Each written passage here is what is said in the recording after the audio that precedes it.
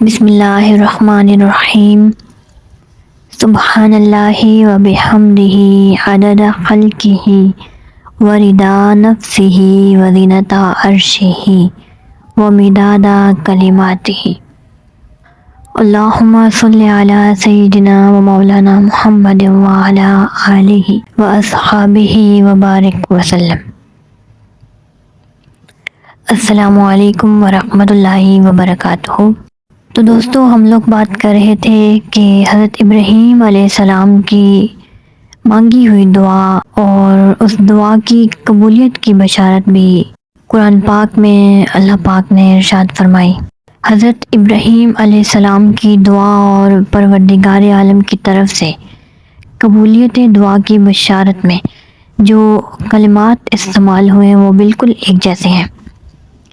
تو اس سے معلوم ہوتا ہے کہ یہاں حضرت ابراہیم علیہ السلام کی دعا کی قبولیت کی خوشخبری دی جا رہی ہے کہ میرے خلیل نے قبولیت کے ان گھڑیوں میں جس رسول کے لیے التجا کی تھی انہیں صفات سے متصف کر کے ہم نے اپنے حبیب کو مبعوث فرمایا۔ سرکار دو عالم صلی اللہ علیہ وآلہ وسلم کے ارشادات سے بھی اس کی تائید ہوتی ہے کہ رحمت عالم نے ایک روز اپنے صحابہ سے پوچھا، اے میرے صحابہ، تم مجھے جانتے ہو میں کون ہوں؟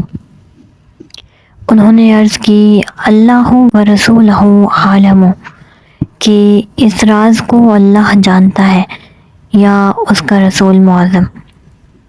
تو حضور علیہ الصلوۃ والسلام نے فرمایا، انا دعوت ابی ابراہیم، کہ میں اپنے باپ ابراہیم کی دعا کا ثمر ہوں۔ ان دونوں آیتوں میں حضور علیہ الصلوۃ والسلام کی 3 صفات بیان فرمائی گئی ہے۔ پہلی تو یہ ہے کہ وہ اپنی طرف سے خود گھڑ کر کوئی کلام نہیں سناتا، بلکہ اس کا فریضہ صرف یہ ہے کہ اللہ کی آیات اس کے بندوں کو پڑھ کر سنائے۔ آپ خود اندازہ لگائیے کہ جس ہستی کی زبان سے صرف فرمان الہی کا صدور ہوتا ہے، اس کی عظمت شان میں ہم سر کا کون دعویٰ کر سکتا ہے؟ دوسری خوبی یہ بتائی کہ وہ نبی رحمت صرف آیات ربانی کو پڑھ کر سناتا ہی نہیں بلکہ انہیں سمجھاتا بھی ہے، تاکہ اللہ تعالیٰ کے بندے اپنے رب کے کلام میں جو معنی و لطائف ہیں ان پر بھی ہر طرح آگاہ ہو سکے۔ تیسرا کمال جو بے نظیر بھی ہے اور بے مثال بھی، وہ یہ ہے کہ وہ اپنی نگاہ ناز سے دلوں کی قدرتوں کو بھی صاف کر دیتا ہے اور شرک، کفر اور فسق و فجور ہر قسم کی علائشیں چشم و زدن میں نیست و نابود ہو جاتی ہیں اور اس میں انوار الہی منعکس ہونے لگتے ہیں۔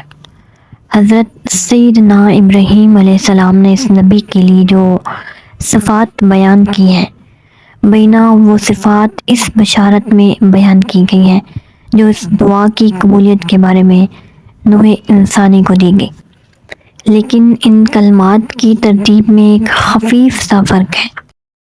دعائے خلیل میں پہلے تلاوت آیات، پھر تعلیم، کتاب و حکمت اور آخر میں تزکیہ قلوب کا ذکر ہے، لیکن اس خوشخبری قبولیت میں اس نبی مکرم کے لیے جو صفات بیان کی گئی ہیں ان میں ترتیب بدل دی گئی ہے۔ پہلے تلاوت آیات، دوسرے نمبر پر تزکیہ قلوب اور تیسرے نمبر پر تعلیم، کتاب و حکمت۔ اس تبدیلی میں یہ حکمت معلوم ہوتی ہے کہ حضرت ابراہیم علیہ السلام کی التجا سے معلوم ہوتا تھا کہ تزکیہ قلب تعلیم و کتاب و حکمت کا نتیجہ ہے، اور اس خوشخبری میں بتا دیا کہ تعلیم، کتاب و حکمت بعد میں ہے اور تزکیہ اس سے پہلے جو نتیجہ ہے چشم و ناز کی ذرہ پروری کا۔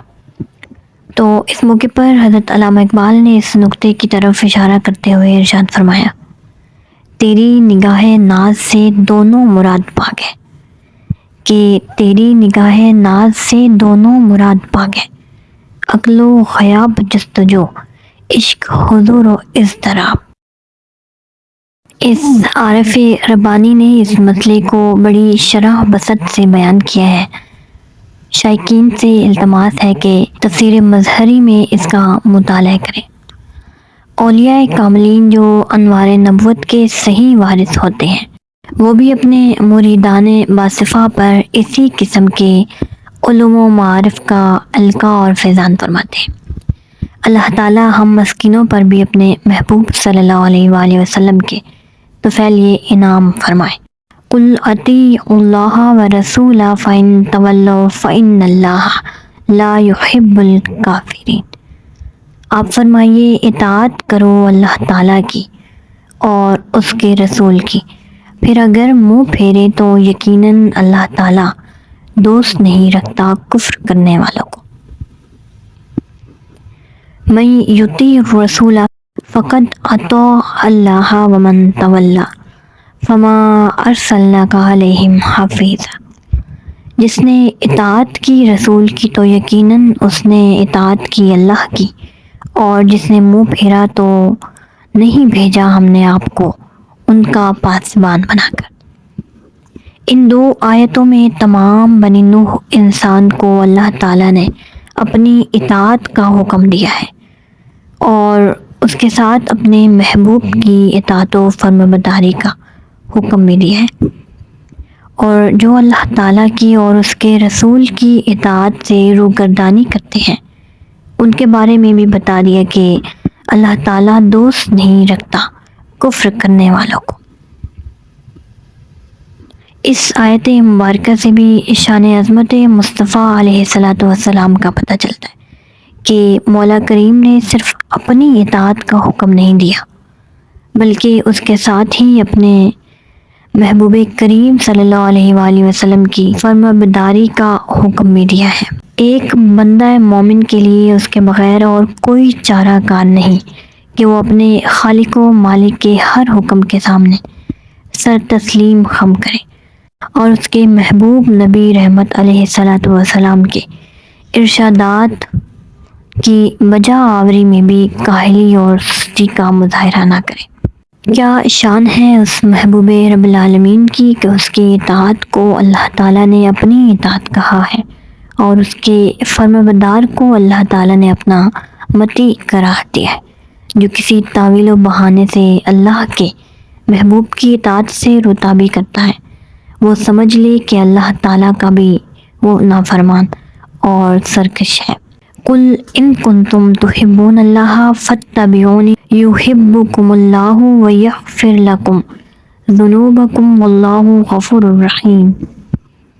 اے محبوب آپ فرمائیے اگر تم واقعی محبت کرتے ہو اللہ تعالیٰ سے تو میری پیروی کرو، تب محبت فرمانے لگے گا تم سے اللہ اور بخش دے گا تمہارے گناہ، اور اللہ تعالیٰ بڑا بخشنے والا اور رحم فرمانے والا ہے۔ دوستو اس پر مزید بات ہم لوگ نیکسٹ ویڈیو میں کریں گے، اور آئی ہوپ کہ آج کی ویڈیو آپ لوگ کو سمجھ آئی ہوگی۔ اس ویڈیو کے متعلق اپنی رائے کا اظہار ضرور دیجیے گا۔ تھینک یو سو مچ۔ اللہ حافظ۔